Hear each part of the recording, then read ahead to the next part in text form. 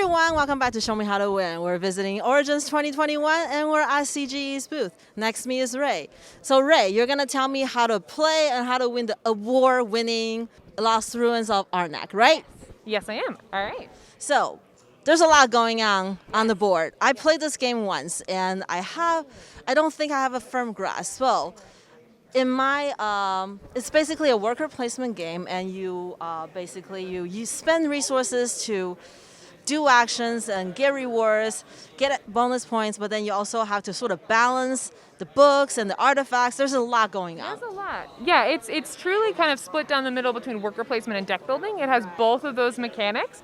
So, you're going to have a deck to your left, and you're going to be drawing a hand of 5 cards every round, and that'll help you do the worker placement side of stuff, but you do need to be thinking about your deck. There's 5 rounds in the game, and you're going to want to be buying cards for your deck so that obviously your hand next time is better, but the meat and potatoes of the actions you're taking is that worker placement style. And it's very thematic because the Lost Ruins of Arnak is all about exploring an previously uninhabited island, and as you explore deeper into the jungle, more worker placement spots become available to you, but as you travel deeper into the jungle, horrible, terrible monsters might come out and be not so happy that you're treading on their ground, so you might have to look out for that as well.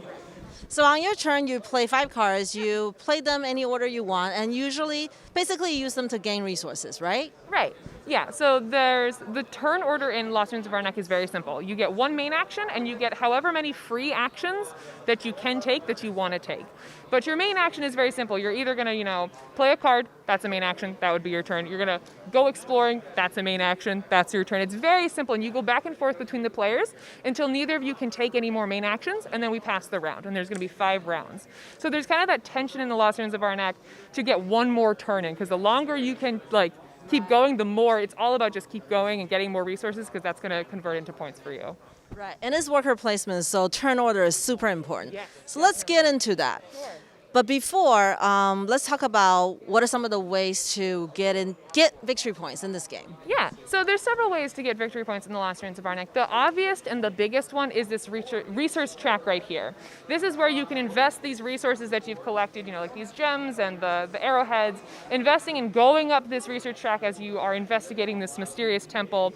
And if you get up to the top, you're going to get 20 amount range of points, which is a lot for the Lost Ruins of Arnak, and you will get extra points along the way. You are also going to pick up idols as you are doing the worker placement exploration of the game. If you overcome guardians that will come out and try to scare you, you get points from those as well. And you also get points for picking more difficult cards to put into your deck and using those effectively. More difficult cards are higher point values. So we mentioned earlier, turn order is very important in this game. So let's talk about what maybe we should do as the first player, second player, or maybe the player who's going last. Give me some strategy tips. Yeah, sure. So if you're the first player, you're not going to be starting the round with any compasses. You're going to have 2 coins. So exploring in that first round might be tricky for you. You might not actually get up to this first range of temples, or not temples, sites to go visit. What you're going to want to focus on, in my opinion, is buying items. You're going to want to buy items in your first round, especially for the person who starts with 2 coins and no compasses. Investing in your deck early on is the best way to go. And then hopefully, if you can, go to the spot and get compasses as soon as you can, because compasses are important.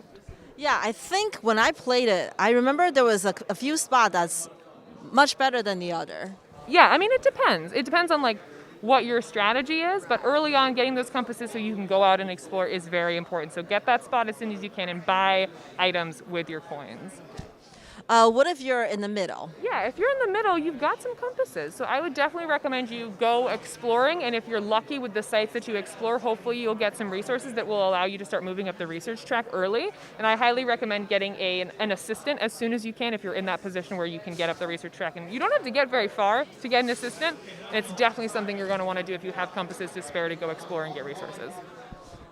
Well, I'm going last. I have a bunch of stuff, but all the good spots are taken. What do I do? You're very lucky if you're going last. You get kind of a mix of both compasses and coins. So I would say it really depends on what spots have already been blocked off. You have to be very adaptive if you're the third player, because it is a worker placement game. So some spots are going to be taken, and if both of those compasses spots have been taken, exploring might not be in the cards for you, but it might not be in the cards for you this round, so you might need to focus on your deck building or something different. So, and you mentioned getting items and getting assistance in the first round. Yes. So Why is that very important? Well, it is a deck builder. You want to be investing in your deck. And your starting deck in the Lost Ruins of Arnak is not super great. You've got a lot of fear cards in there, which are just basically empty, negative. They're like curses from Dominion. All they do is detract from you. You can use them as travel cards, but that's it. And if you're not diluting that, you're going to keep getting more fear, and it's just dead weight in your hand for the most part. So it's just like any deck builder. You want to be investing in your hand early on so you can get the most value out of those cards, because purchasing cards in the Lost Ruins of Arnak is actually kind of difficult. You're never going to have this like massive stack in your deck. You can only get a handful of cards throughout the game because they do make it relatively difficult. So the earlier you get those cards, the more value you get out of that investment. Would you say there is certain type of cards that are better for the beginning of the game? I would say, personally, I love any cards that allow you to do card draw, because it is this game of going back and forth. You go until you run out of main actions, and if you can get more cards in your hand, that is more main actions for you to take to potentially squeeze some more resources out of that round. So anything like the Pack Mule or this artifact right here, anything that allows you to draw more cards, if you have invested in your deck and you know that those cards you're going to be drawing are going to be worthwhile, is absolutely a good idea. Good. So we play a few rounds. We're getting towards the end. Yes. This game feels very short. I always feel like there's not enough time for me to do anything. So I feel like I'm behind. People already took all the good stuff from the track. So what should I do now? I would recommend investing in overcoming Guardians, especially if you are behind on the research track and a lot of those benefits have already been taken. Every Guardian you overcome is 5 points, and they do come with their own, typically a quick action that you can use, which can be very helpful to get you out of a pinch and get you one more turn, get you that last resource that you need. I would recommend trying to overcome some Guardians if you can. We talk about there are many ways to get victory points in this game, and usually in a Euro, we tell people don't do everything that you can do because you'll become a master of none. What about in this game? I would say this is actually kind of the exception to that rule. In Lost Ruins of Arnak, you do kind of need to have your hand in everything. You have to do some deck building or you're not going to get any traction. Research is just, there's too many points in research to just ignore it. And also Guardians, as I said, 5 points for each Guardian and those opportunities to get more resources. You have to do a little bit of everything in the Lost Ruins of Arnak. And that's one of the things that I love about it, is that it is so well balanced that there isn't just one path that you take and you always win. You need to be diversely investing your time in this game. What about the artifacts? We talk about the items, we didn't really talk about the artifacts. They become more prevalent towards the end of the game. Why is that? Yeah, so there's a really cool, I think, elegant mechanic of every round you refresh the board differently, where fewer items are available and more artifacts, and that's just because artifacts are more valuable towards the end of the game. Obviously, to trigger artifacts, you need tablets, which just at the beginning of the game you don't have. It's going to be dead weight in your hand because you're not going to have the tablets. But towards the end of the game, you will, because you'll have been exploring, you'll have collected those resources, and artifacts are very powerful. So those become more prevalent, and also just coins become less valuable later in the game, and artifacts cost compasses instead of coins. It's a very elegant thing. Like, you don't notice it's happening when you're playing as those items get phased out, and you realize why it happens. It's really cool.